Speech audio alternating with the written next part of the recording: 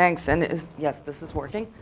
Okay. So as I start, I just wanted to challenge you guys to think for just a minute. And I really, when we have time for questions at the end, I'd really like to hear your thoughts on this, because I've certainly heard my husband's thoughts on it. But if you wrote a book, how would you judge the success of it? And like I said, I'm really interested to hear what you have to think about that. Basically, I wrote this book, Kansas City's Historic Midtown Neighborhoods, to be perfectly honest, because it was on my bucket list, and I turned 60 a couple of years ago. And when I turned 60, I said, you know, I better start doing some of this stuff, you know, because 60 is the new 30, and I'm halfway through my life now. And I had some money in the bank from a project that I worked on, so I decided to write this book. And the reason that I chose Kansas City's Historic Midtown Neighborhoods, the biggest question that I get when I talk to people is, did I grow up in Kansas City? I did not. I moved here when I was in my 30s, but for some reason, I have really connected to this whole feeling of neighborhood in Kansas City. And I now write the Midtown KC Post, an online news site, on a daily basis. And to me, being part of the neighborhood that I live in, which is the Ballantyne neighborhood, I feel like I'm part of a tribe. And that's really meant something to me. That's really kind of enriched my life. And so I had an idea, or I had a hope, I guess, that other people would kind of have the same feeling about their neighborhoods. And that would help us to make Kansas City a better place to live. And that's really why I got started on this whole process. And I'm hoping I'm going to, yes, okay.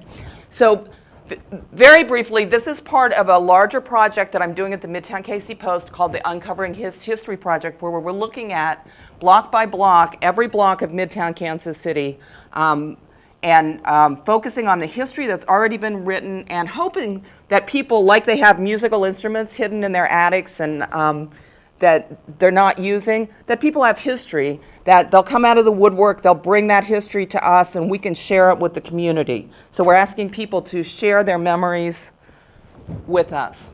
So these are the neighborhoods that are included in the book. 24 neighborhoods, a number of streets like Armour Boulevard, Troost Boulevard, West 39th Street are also included.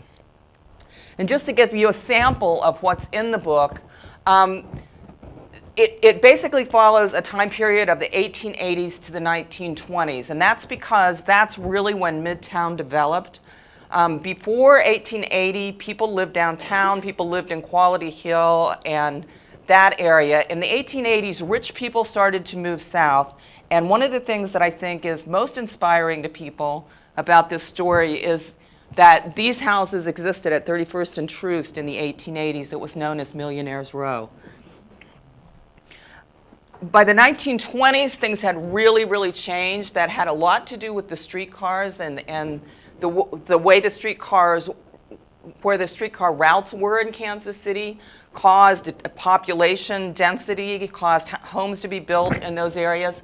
And it also caused a massive change on some of the roads, like Broadway and Main Street and Troost in particular.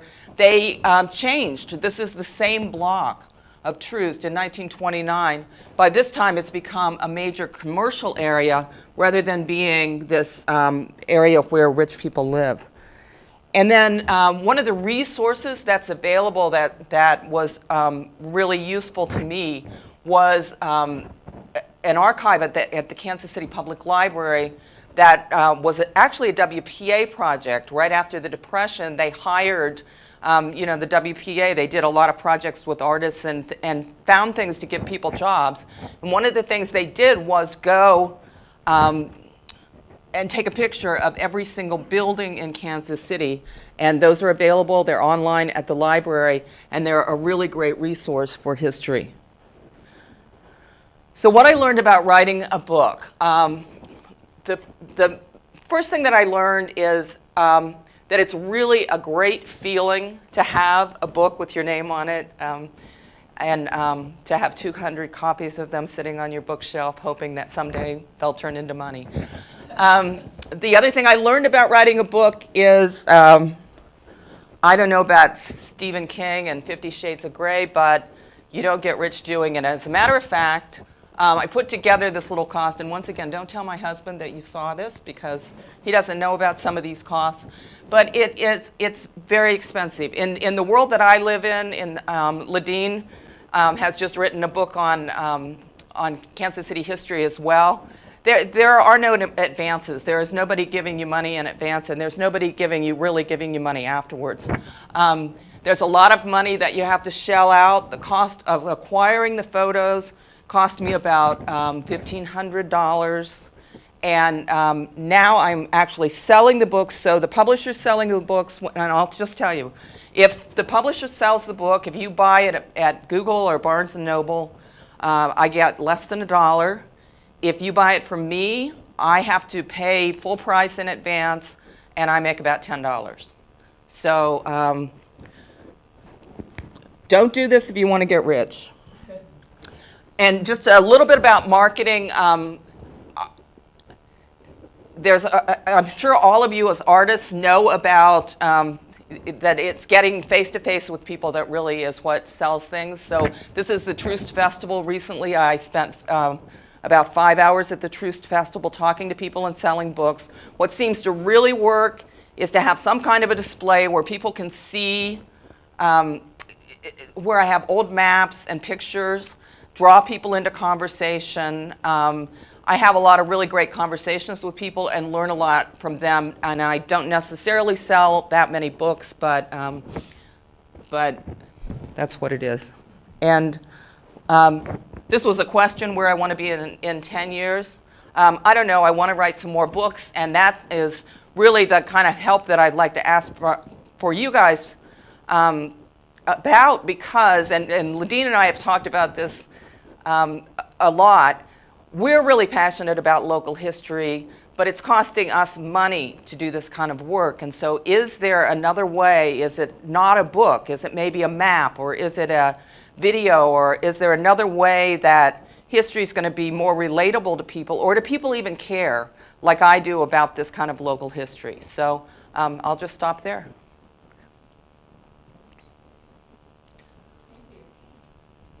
We online? Here we are. Okay, first question. Mary Jo, how did you publish the book? So the book is published by a publisher called Arcadia Publishing, which is a local history publisher. And there are two companies, History Press and Arcadia Publishing, that have really, that's just what they do. They work on these small history kinds of things. The two of them merged in the last year, so it's really just one company, and we as authors kind of don't know what that means yet. But there's a venue for publishing this kind of history through them. So it's not self-publishing? It is not self-published. And do they have an e-reader version, or is it all hard copy? I believe that they are selling it, that you can also get it on. Okay. Thank you. Every dollar helps. You don't get $1 on the e-books. Yeah, right. Less than that. Okay. Okay. Have you thought about holding a class and using the book as required reading for the class? Oh, that's a good trick. You think? That's real. Yeah. No, but I think that's a good idea. Do you think that people would be interested in that? There is a large, well, relatively large group of people who meet at the library in the plaza on a regular basis. In fact, you can pull up the website at the library and you can see all the historical things that they do. And people who go there and speak with them sell their books there. Oh. I mean, I've seen that happen. So I am speaking at the library, and Ladine is speaking at the library next week. So a couple things. First thing is, just listened to you on the radio and thought you were great. Thank you. So having been on the radio, did that, you feel, give you an edge in terms of marketing? I thought it would, but apparently it hasn't. Really? But I have done, I have worked really hard on marketing. And I think just being out in the community and it's essential. I think I would have sold 10 books without marketing. I do a daily news site, so the Midtown Casey Post. I try not to be blatantly self-promotional, but I do promote it. We do the most popular thing that we do on the Midtown Casey Post is a Monday feature we do on history, this Uncovering History project. I always mention that the book's available. It's available on the site. And then any speaking opportunities that I can get, I'm out there because I think that's what really helps. And I have an off-the-wall idea about how to promote this or That's make my money favorite off of this. kind. What do you think about things like these prohibition tours they do in Kansas City, guerrilla tours where it's audio, AV, where you can take someone to the location, maybe show them the image that's in the book, and then tell them the story about it. I think That'd that be would fun. really interesting. Yeah. And you could charge for that tour, actually, right? I do know that there is a big trend in theater called site-specific drama, where people will take walking tours of neighborhoods and areas, and there a scene will erupt in front of them, and it will be a piece of history. Oh, that would be interesting. That'd be an interesting collaboration to do. Yeah, I'm curious to know whether or not your interest lies in simply selling more books, or if the book functions as a catalyst point for you to then grow the project right in all of these different other kinds of experiential ways. Yeah, I'm really, in my mind, and I focused in today on the book, but in my mind, it's all part of this bigger project, this Uncovering History project, where I just have this vision that by the time, I don't know, I have, this slide shows, these are the neighborhoods that or these are the blocks that I've covered so far in the Uncovering History project. There are way, way, way more blocks that need to be uncovered. To me, that's the big project, and the book is just. I almost think of the book as the Uncovering History 101. It's a snapshot of each one of the neighborhoods, and there are maybe 3 pictures of each neighborhood in a really, really brief history. And I didn't have time. I don't have time to go into great detail about any of the neighborhoods, but it's a starting point to start to write down, because I think there's so much stuff, there's so much information about the history of these neighborhoods that isn't written down. What's written down is the history of the Hyde Park neighborhood and the wealthy people that lived there, but there were working class neighborhoods, and there were little businesses in every neighborhood, and little grocery stores and hardware stores in every neighborhood. And all that stuff is in people's heads, but it's not written down. So to me, it's really about finding all that stuff, getting it out there. But really, the bottom line for me is that that's a way of building community. That's what people tell me. And when I go to meetings around Kansas City, that's what people say they love about Midtown, is the history and the architecture. And to me, if that's a way to build community, then that's really important. Selling books is something that I have to think about only because my husband keeps bringing me bills and saying, "You spent how much on this thing?" Okay, we have another question right here. Well, building on that, that's the most compelling thing I've heard you say about this project. The question I was about to ask was, why should I care? Mm-hmm.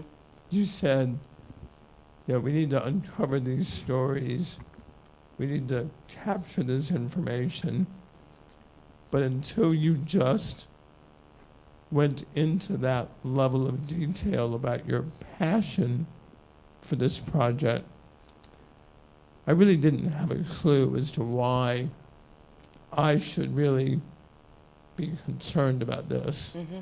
In a world in which history and data and memories are constantly being, washed away by the waves of time, it's getting people to share that vision of community development that Exactly. could be a key to what you're really trying to accomplish.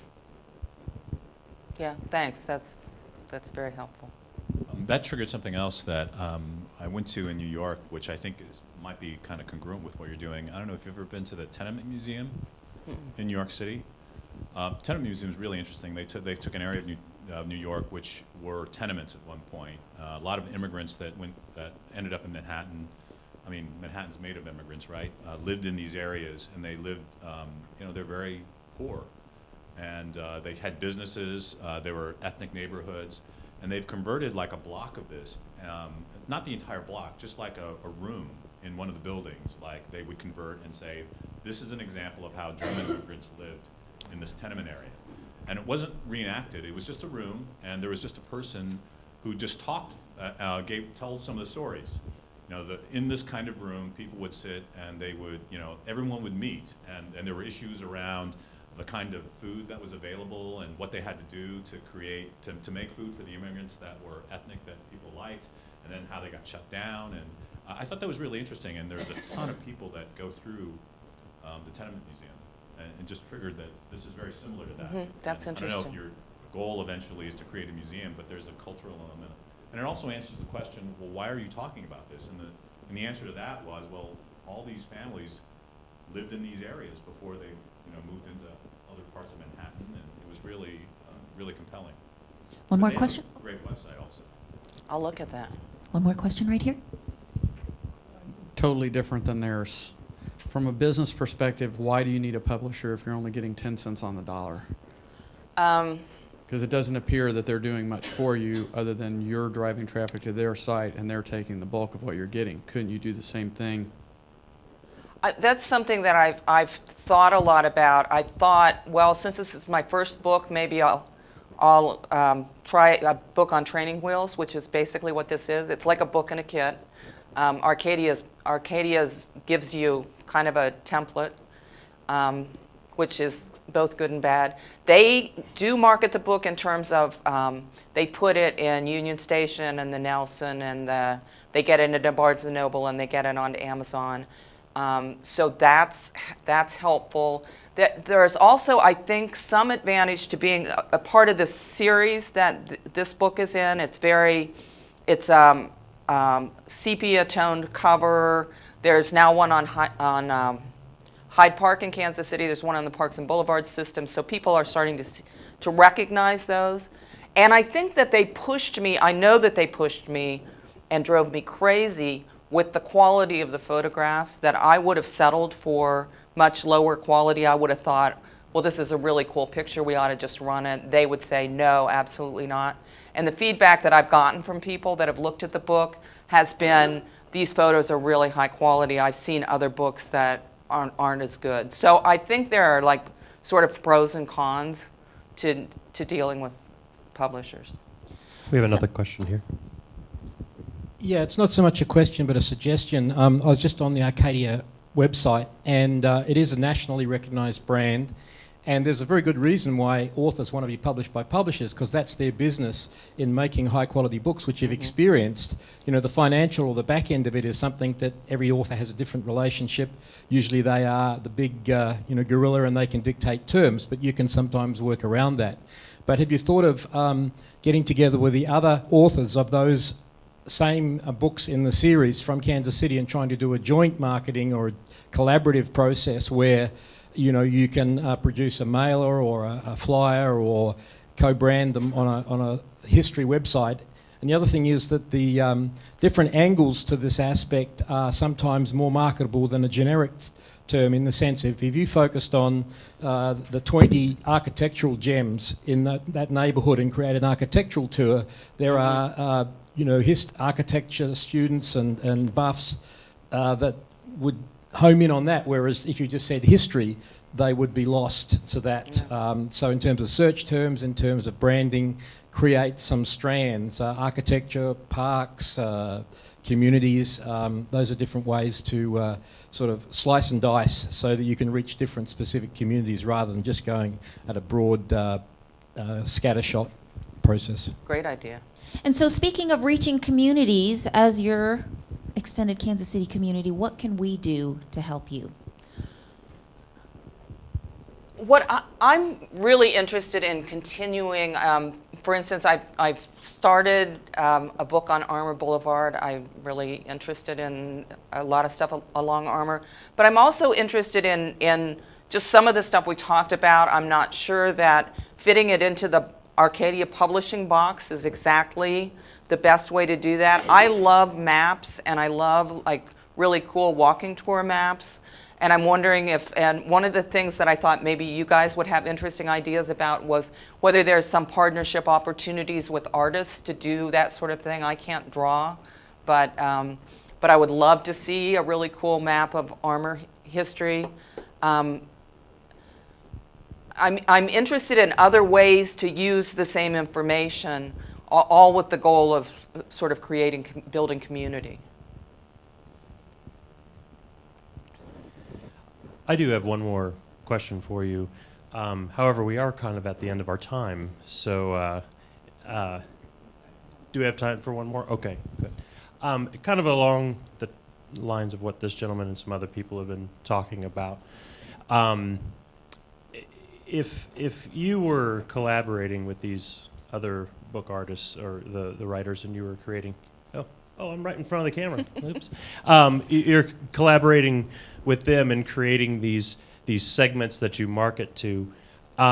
You could also create a self-guided walking tour smartphone app, which would provide the pictures of each of the stops along the way of what used to be there, the stories behind it, and then direct links to purchase the books that you're marketing.